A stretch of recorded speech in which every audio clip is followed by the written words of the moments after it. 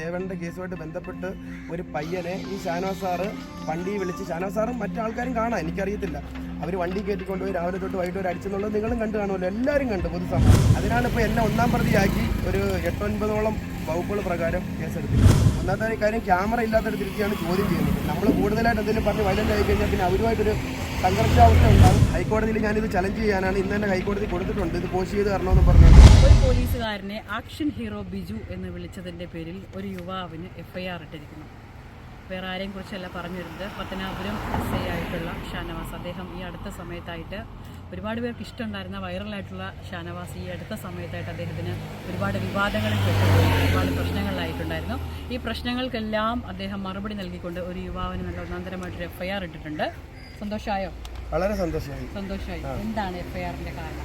FIRന്റെ കാരണം എന്ന് പറഞ്ഞാൽ, ഞാൻ ഈ മാസം 4-ാം തീയതി വീഡിയോ ഇട്ടിട്ടുണ്ടായിരുന്നു. നമ്മുടെ ഒരു സുഹൃത്തിനെ കണക്ക് വണ്ടി കയറ്റി ബലാത്കാര്യമായിട്ട് വണ്ടി കയറ്റി കൊണ്ടുപോയി ഇടിച്ചു എന്ന പയ്യൻ തന്നെയാണ് പറഞ്ഞത്. അതെല്ലാവരും കണ്ട്, ഈ ഷാനവാസ് സാർ ഉൾപ്പെടെ പൊതുസമൂഹം എല്ലാവരും കണ്ട്. അപ്പം ഞാൻ അതിനകത്ത് ഒരു ചോദിച്ചതെന്ന് പറഞ്ഞാൽ, ഷാനവാസ് സാർ ആക്ഷൻ ഹീറോ ബിജുവിലെ നിവിൻ പോളിയാണോ അതോ പത്തനാപുരം സ്റ്റേഷനിലെ SI ആണോ എന്നാണ് മെൻഷൻ ചെയ്തിട്ടാണ് ഈ കാര്യങ്ങൾ ചോദിക്കുന്നത്. ഞാൻ അതിനകത്ത് ഷാനവാസ് സാറിനെ ചീത്ത വിളിക്കുന്നില്ല, അപായപ്പെടുത്തുന്ന രീതിക്കുള്ള ഒരു സംഭാഷണങ്ങളും നടത്തുന്നില്ല. വളരെ മാന്യമായിട്ടാണ് ഞാൻ സംസാരിച്ചേക്കുന്നത്. അപ്പോൾ ഇന്നലെ നമ്മുടെ കൊട്ടാരക്കര സൈബർ സെല്ല് പോലീസ് സ്റ്റേഷനിൽ നിന്ന് ഒരു 5-6 ഉദ്യോഗസ്ഥർ വന്നിട്ട് ഈ പേപ്പർ വീട്ടിൽ കൊടുത്തിട്ടു.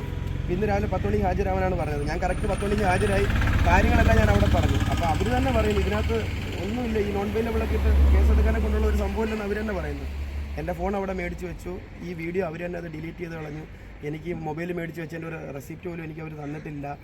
പിന്നെ ഈ 6 പേർക്കെതിരെയാണ് ഇപ്പോൾ FIR ഇട്ടേക്കുന്നത്. ഈ 6 പേരിൽ ഈ 5 പേർ വിഷയമായിട്ട് ബന്ധപ്പെട്ടാണ് വിഷ്ണു ആ വീഡിയോ പോസ്റ്റ് ചെയ്തത്. വിഷയം എന്ന് പറഞ്ഞാൽ, പത്തനാപുരത്ത് ഒരു പയ്യനെ, ദേവേണ്ണൻ്റെ കേസായിട്ടല്ല, പത്തനാപുരത്ത് ഒരു പയ്യനെ ദേവേണ്ണൻ്റെ കേസുമായിട്ട് ബന്ധപ്പെട്ട് ഒരു പയ്യനെ ഈ ഷാനവാസ് സാറ് വണ്ടി വിളിച്ച്, ഷാനവാസ് സാറും മറ്റാൾക്കാരും കാണാം, എനിക്കറിയത്തില്ല, അവർ വണ്ടി കയറ്റിക്കൊണ്ടുപോയി രാവിലെ തൊട്ട് വൈകിട്ട് വരെ അടിച്ചെന്നുള്ളത് നിങ്ങളും കണ്ടു കാണുമല്ലോ, എല്ലാവരും കണ്ടു പൊതുസമൂഹം.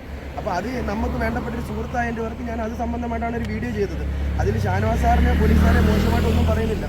ഷാനവാസ് സാറിന് ജനങ്ങൾക്കും സ്ത്രീകൾക്കും അമ്മമാർക്കും എല്ലാം വളരെ ഇഷ്ടമാണ്. അവർ വരുമ്പം അടുത്ത് വന്ന് നിന്ന് ഫോട്ടോയും വീഡിയോയും വരെ എടുക്കുന്നത്. അപ്പോൾ ഇങ്ങനെയൊക്കെയുള്ള കാര്യങ്ങൾ ജനങ്ങളിലൊരു അതൃപ്തി ഉണ്ടാവുമെന്നാണ് ഞാൻ അതിനകത്ത് പറയുന്നത്. അതിനാണ് ഇപ്പോൾ എന്നെ ഒന്നാം പ്രതിയാക്കി ഒരു 8-9 വകുപ്പുകൾ പ്രകാരം കേസെടുത്തിരിക്കുന്നത്. താങ്കൾ മാത്രമാണോ? ഞാൻ മാത്രമല്ല, വേറെ എൻ്റെ പോസ്റ്റിന് കമൻ്റ് ഇട്ട് 2 പേരുണ്ട് പ്രതികൾ, പിന്നെ അതുകൂടാതെ വേറെ 2-3 ചാനലുകാരാണ്. അപ്പം ഞാൻ ചോദിക്കുന്നതെന്ന് പറഞ്ഞാൽ, ഇത് സെപ്പറേറ്റ് FIR എടുക്കാതെ എല്ലാവരും കൂടെ വെച്ച് ഒറ്റ FIR എടുത്ത് എന്തുവാണെന്ന് ഞാൻ മനസ്സിലാക്കുന്നത്. കാര്യം, ഈ ആൾക്കാരെ ഒന്നും ഞാൻ എൻ്റെ ജീവിതത്തിൽ കണ്ടിട്ടുമില്ല, അവരുമായിട്ട് ബന്ധപ്പെടുന്ന ഒരു കാര്യങ്ങളും ഞാൻ ചെയ്തിട്ടുമില്ല. അത് ഉദ്യോഗസ്ഥരും പറഞ്ഞു, ഞാനും അവരുമായിട്ടൊരു ബന്ധമില്ലെന്നും. പിന്നെ എൻ്റെ ഇൻസ്റ്റാഗ്രാമിലും ഫേസ്ബുക്കിലെല്ലാം അവർ കയറിക്കൊണ്ടിരിക്കുക. എന്നെ പലരും വിളിച്ച് പറയുന്നത് ഇൻസ്റ്റാഗ്രാമിലും ഫേസ്ബുക്കിലെല്ലാം ഓൺലൈൻ കാണിക്കുന്നുണ്ട്. അപ്പം ഞാനും വിചാരിച്ച് വേറെ നമ്മൾ തെറ്റായിട്ടുള്ള കാര്യങ്ങളൊന്നും ചെയ്യുന്നില്ലല്ലോ, അപ്പം പിന്നെ അവർ ഉപയോഗിച്ചോട്ടെ, കുറച്ചാൾ അവർ ഉപയോഗിച്ചിട്ട് എനിക്കെതിരായിട്ട് ഞാൻ വല്ല നിയമത്തിനെതിരായിട്ട് വല്ല കാര്യങ്ങൾ ചെയ്യുന്നുണ്ടെങ്കിൽ അതോടെ കണ്ടുപിടിച്ചോട്ടെ എന്ന് വിചാരിച്ച് ഞാനും മിണ്ടാതിരിക്കുക. അപ്പോൾ എനിക്ക് റെസിപ്റ്റെങ്കിലും തരാറുണ്ട്. എൻ്റെ മൊബൈൽ മേടിച്ച് വെക്കുമ്പം എനിക്കിപ്പോൾ നാളെ അത് കോടതിയിൽ നിന്ന് ഇറക്കണമെങ്കിൽ ഈ മൊബൈൽ മേടിച്ചെന്ന് പറഞ്ഞുകൊണ്ട് ഞാൻ കോടതിയിൽ പിന്നെ ആപ്ലിക്കേഷൻ കൊടുക്കുമ്പോൾ ഇവർ പറയുമോ മൊബൈൽ മേടിച്ചില്ലെന്ന് പറഞ്ഞാൽ ഞാൻ എങ്ങനെ തെളിയിക്കാൻ പറ്റും?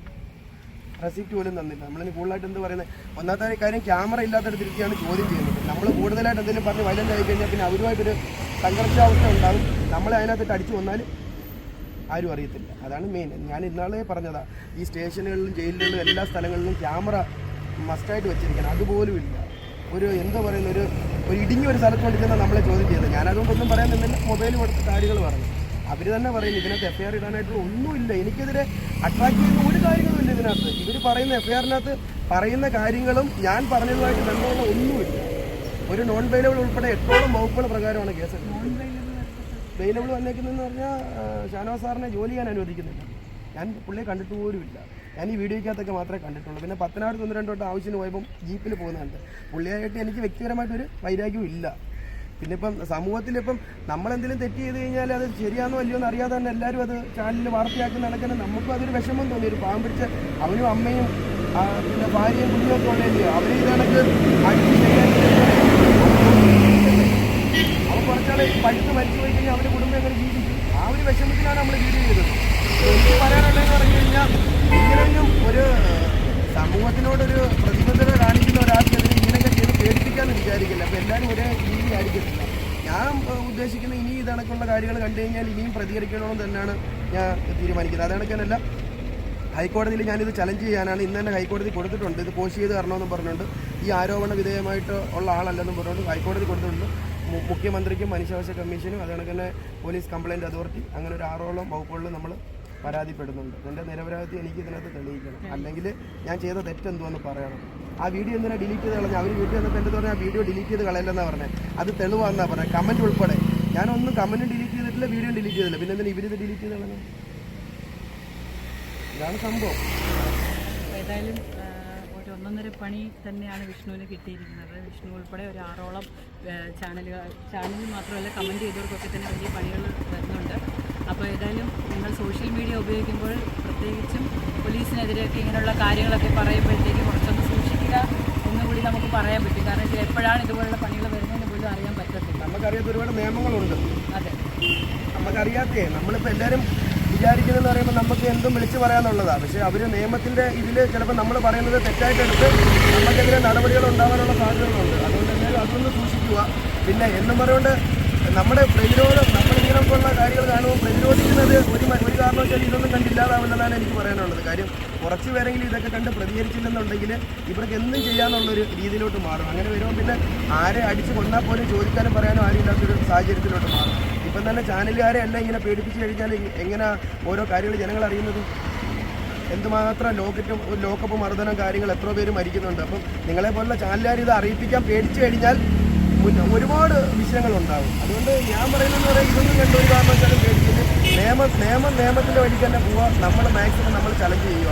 നമ്മൾ നിരപരാധിയാണ്. എനിക്ക് 110% ഉറപ്പുണ്ട് ഞാൻ നിരപരാധിയാണ്. അതിൻ്റെ പേർക്ക് ഇതിനകത്ത് ഇനി എത്ര ലക്ഷം രൂപ ചിലവായാലും ഞാൻ ചലഞ്ച് ചെയ്യാൻ തന്നെയാണ് തീരുമാനിച്ചിരിക്കുന്നത്. അല്ലെങ്കിൽ തെളിവ് സഹിതം ഞാൻ എന്ത് തെറ്റാ ചെയ്തെന്ന് പറയുന്നത്. ഇതിനകത്ത് എഫ്ഐആറിനകത്ത് പോലും പറയുന്നില്ല. എഫ്ഐആറിനകത്ത് ആകെ പറയുന്നതെന്ന് പറഞ്ഞാൽ വിഷ്ണു പറഞ്ഞേക്കുന്ന ആക്ഷൻ ഹീറോ ബിജുവിലെ നിവിൻ പോളിയാണോ അതോ SI ആണോ? അത് എൻ്റെ അഭിപ്രായം ഇല്ലയോ. പുള്ളി അങ്ങനെ ആക്ഷൻ ഹീറോ ബിജുവിൻ്റെ ആളായിട്ട് തോന്നിക്കുന്ന രീതിക്ക് ഓരോ പ്രവൃത്തി കണ്ടുകൊണ്ട് ഞാനത് ചോദിച്ചു. അത് ജനങ്ങളുടെ ചോദിച്ചേക്കോ. ജനങ്ങൾ പറഞ്ഞവരും പ്രതികളാണ് ഇതിനകത്ത്. ഒരു വീഡിയോ ഇട്ട് പോയി ആ വീഡിയോയിൽ കമൻറ്റ് ഇട്ടവർക്ക് ഉൾപ്പെടെ ഇപ്പോൾ വലിയ രീതിയിലുള്ള പണികൾ വന്നുകൊണ്ടിരിക്കുന്നു. നമുക്കേതായാലും വെയിറ്റ് ചെയ്യാം ഏത് രീതിയിലൊക്കെയാണ് ഇത്തരത്തിൽ സോഷ്യൽ മീഡിയയിൽ വലിയ മുട്ടൻ പണികൾ വരുന്നതെന്ന്. ക്യാമറമാൻ അഗ്നി ജുവലിനൊപ്പം ബിൽവനിക്സൺ, വിസ്മയ ന്യൂസ്.